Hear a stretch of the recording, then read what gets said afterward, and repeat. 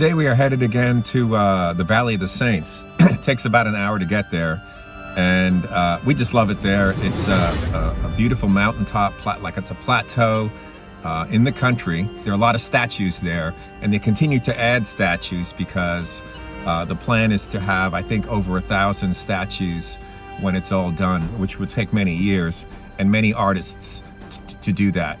Right about now there's 50 statues, all made out of marble that is quarried in that area.